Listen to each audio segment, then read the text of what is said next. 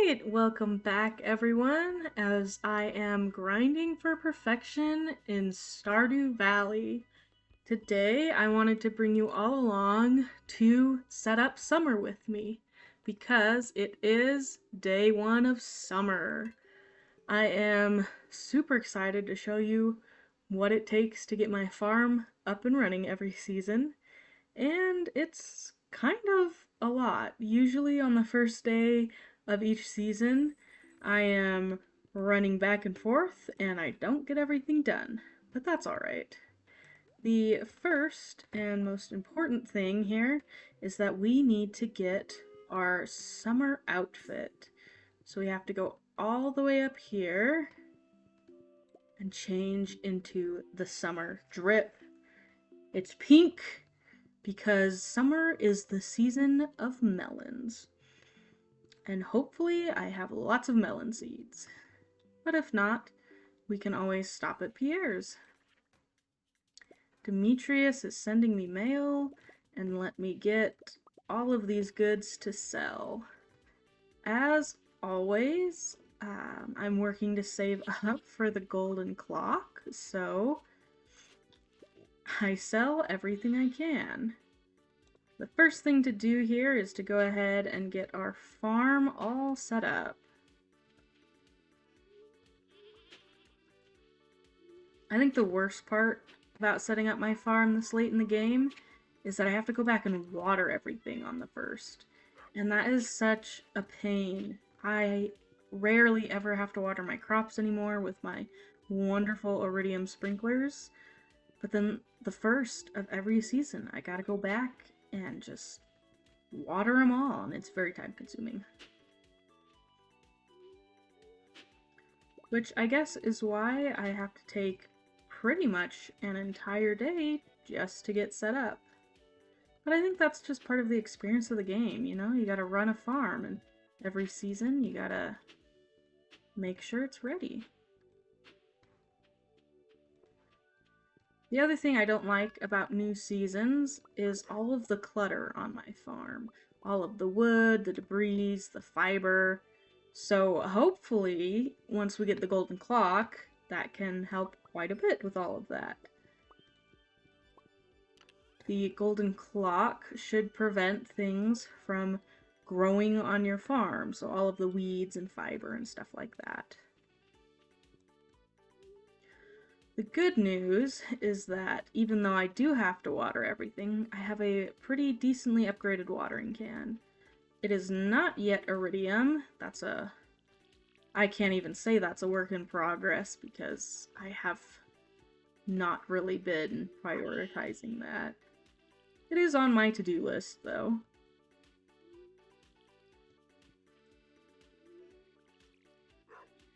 And of course, while we are over here, I will go ahead and water our animals. Gotta pet them all too, make sure they know they're loved.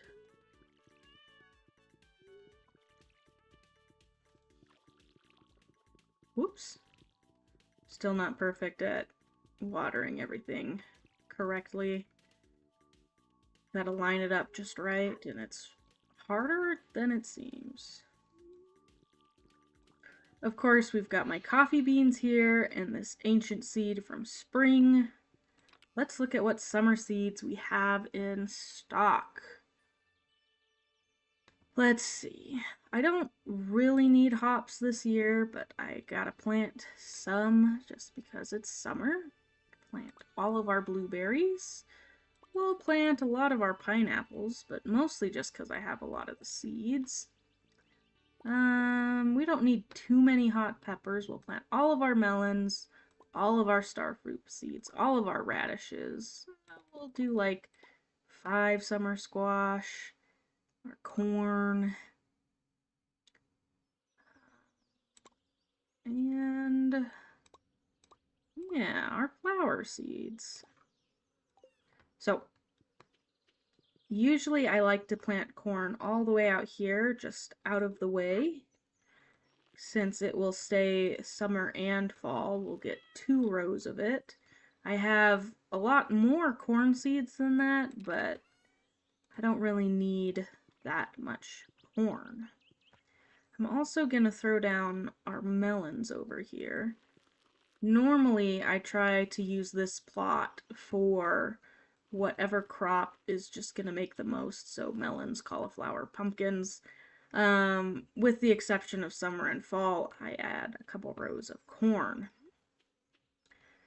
This plot here, I try to set it up with things that will regrow.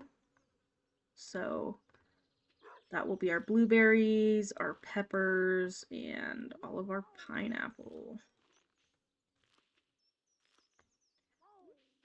Then we'll go ahead and fill the rest up with star fruit. And, oh, right, our summer squash. Almost forgot that. Ta-da! This little place up here is usually left for things that will grow quickly and I can reharvest. And we're going to go ahead and add some of this here. Let's see. Get my pickaxe. There it is. That looks like corn seeds, and I don't want any corn. Try again. There we go. All right. Over here is where I plant my flowers. It's my little flower garden. And we'll do one sunflower. Let's see. It looks like our poppies are more expensive, so we're going to go ahead and plant poppies for our honey this year. And the secret to not having to worry about that flower growing is retaining soil. I don't have the best retaining soil that will keep your crops watered the whole season, essentially, but I don't have any, which is just a bit of a bummer. Let's go in and check our greenhouse. It looks like all of our trees are ready.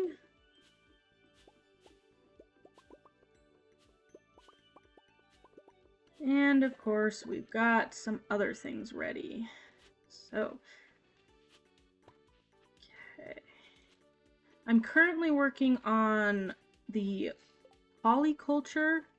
Let's see, that would be in collections here.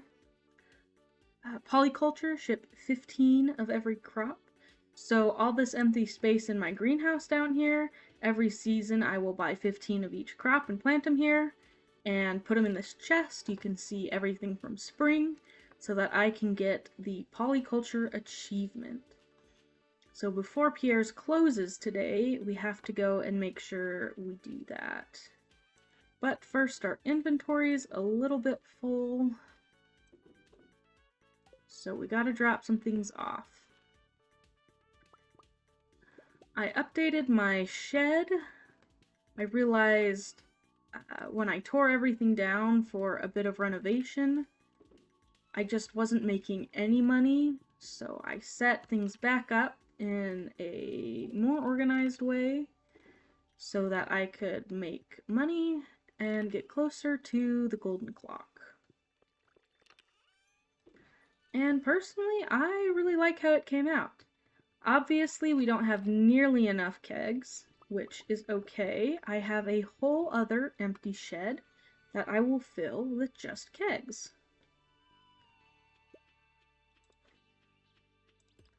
Let's see. Looks like we've got some stuff ready over here.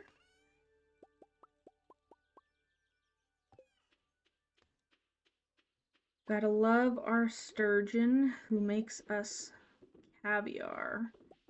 It's not quite as good as glacier fish roe, but it is up there as one of the most expensive fish products you can get. Let's put these purple mushrooms over here in our mushroom cave. And then I better go to Pierre's, because if I don't do that now, I will get busy with taking care of the farm and just completely forget, and that would be quite the bummer. For that, we'll just drop all of this off and be on our way. I have tried for many, many years to just use my seedlers to get all of the seeds I need for the next season, but then I am missing out on profits and I never have enough seeds. So I've started just buying the seeds from Pierre more and more often, and I don't mind too much. Let's see. We're going to need 15 of each of these. I'll get 2 tomatoes, 2 blueberries, and 2 peppers to go in the greenhouse since those grow again. I will get a lot of wheat seeds because all of the extra wheat we can use for feeding our animals. And 15 radishes. There we go. So now we can go back, get all of that set up in the greenhouse. It is 4:30 p.m. I haven't even taken care of my animals yet. And I do have a special spot on my farm to plant all of our wonderful taro tubers here. So again, there's a lot to do and just not a lot of time on the farm. I also will need to fertilize my crops. I haven't done that either. So yeah, the first day of each season is a little bit stressful. Let's start with these guys. 2 of each. And then, let's see here. We'll separate those out so I can make sure I plant exactly 15 in here to sell. And we'll save the rest of these melon seeds for our farm out here. We can turn them into things like pink cakes or jam or dehydrate them, whatever we want. Let's see.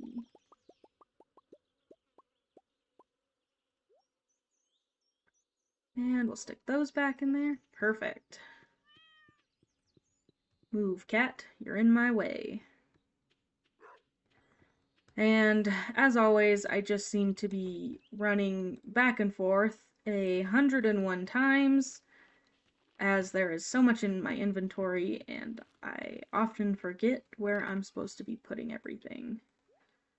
But that's alright. The point of the game is to have fun while playing, and I can say I am having a lot of fun. It is always exciting setting up for a new season. It's just thrilling and it brings new life into the game, especially when you've been playing it as long as I have. I didn't see if you guys caught that at the beginning. This is summer 1 of year 7. So it's just really refreshing to kind of have a new season every 28 days and kind of get this breath of fresh air. You're not exactly starting over because you're still really overpowered and just easily sweep through everything that you have to do, but it is kind of like, oh my gosh, new forage, new, how do I say this? The villagers have their new routines, so they're in different places. You get, summer dialogue for everyone who's on the beach, and it's just nice to switch it up every so often. So this is the area where I will plant my taro tubers. They grow closer next to water. And so I just plant as many as I can around this little pond. And sometimes I forget about them, so I don't always get through as many taro tubers as I want to get through in a season. But we also have all of Ginger Island for that, so it's not too bad here. And one of these videos soon, I will just have to show you guys Ginger Island. I've done quite a bit with it. It's not perfect, I would say. There's still a lot of work to do, but I've done a lot in this past month for setting up Ginger Island and actually starting a farm on there. So I'm excited. Looks like we've run out of taro tubers, so we will go ahead and move on. It is 9:10 p.m. and I still have to take care of my animals. Oh, wait. I forgot. I need to put my rice into our mill. See, just a bunch of running back and forth. I get so many steps in this game. I really need to work on getting that many steps in real life. Which, speaking of real life, I do really enjoy going on walks. It is a bit of a struggle sometimes though, because I live somewhere where the winters get really cold and we have a good amount of snow. So all winter, which can last up to 6 months where I live, which is half the year, it's really just too cold to actually go on walks or to do anything, which is so frustrating because then I'm just stuck inside all day. I guess it is a good thing I have Stardew Valley to play, keeps me a little bit sane, but it is just a little bit sad sometimes that it is too cold to go out and do all of the fun things I'd love to do. All right, finally 10:30, finally getting to our animals here. Nothing new with the chicken coop and the chickens. I do need an auto grabber for this coop. It was something that hasn't really crossed my mind until I was watching some YouTube videos of Stardew Valley, because very clearly playing it myself is just not nearly enough. And someone was like, "Yeah, I have an auto grabber in my chicken coop." And I was like, oh, I don't have to pick up eggs all over the coop every single day. So I really need to get an auto grabber here. You'll also notice we have one baby pig here. His name is Porky. And another baby pig up here, Sir Porks a lot. Truffle oil makes bank. And I don't know why I didn't do this sooner, but I got more pigs for more truffles so we can get more truffle oil. And hopefully, between the truffle oil and my ancient fruit wine, we will be able to finally, you know, afford a golden clock. That is the hope. Now I'm really gonna have to rush to get everything put away and me get in bed on time. I do have this milk in my inventory that I could turn into cheese, but I think at this point it is just going to be faster to pop it into my fridge and use it in baking. And I can also show you the cellar here. Oh no, it's midnight. I'm running out of time. This is my cellar. This is all of my ancient fruit wine over here. And this is where I age my cheese kind of on this side. I think what I'm going to do next time around is I'm going to completely fill the cellar all the way up here, like no empty spaces, with casks that are aging my ancient fruit, just so I can get more ancient fruit aged at once. You'll notice these are 167 iridium ancient fruit wine for a lot of money. That is like still not even enough for the golden clock. So we've got a lot more to age down so I can afford it. But that is my beautiful cellar where I am making all of my money for this. We will drop off all of our golden crops. And that's it. We are now ready for summer. Thank you so much for joining, and I hope you enjoyed watching.